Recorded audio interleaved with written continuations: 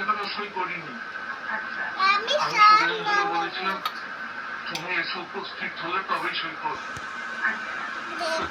দুপুর পর্যন্ত আমাকে বলেই যাচ্ছিল যে আমি আজকে আসতে পারছি না, আপনি সইটা একটু জোরে বলো।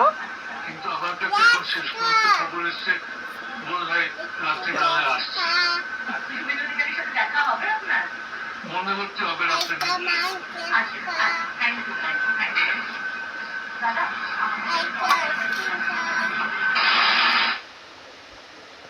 বিরোধী ব্লকে সুদীপ বন্দ্যোপাধ্যায় তিনি রওনা দিলেন এবার ভূপেন্দ্র যাদবের বাড়িতে যে গুরুত্বপূর্ণ স্ট্র্যাটেজিক বৈঠক, সেই বৈঠক 4:30টায় শুরু হবে। ইতিমধ্যেই একে একে তৃণমূলের বেসরকারি সাংসদরা তারা উপস্থিত হয়েছেন।